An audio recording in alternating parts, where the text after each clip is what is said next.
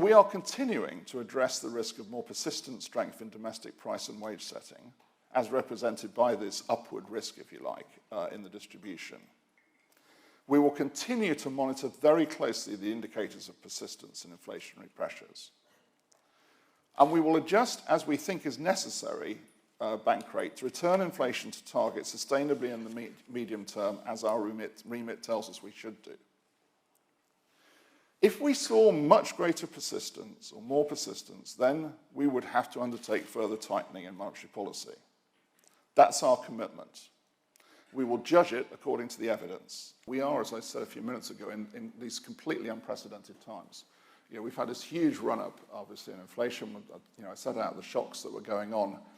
And I'll just emphasize this point, that one of the things that we have spent a lot of time on is this question about, will it be symmetrical? Will will inflation come down as we saw it go up, or will it take longer to come down? It will come down, by the way. And we have to judge that very carefully.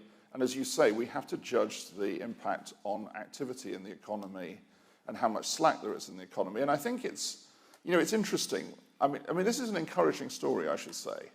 As I said, the economy has been more resilient, and particularly the labour market has been more resilient.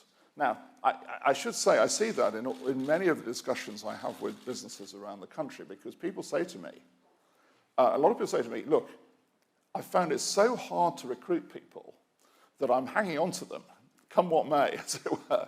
And that's logical, because a lot of people say to me, if I have to make an adjustment, it will be more on the hours worked rather than on the number of people.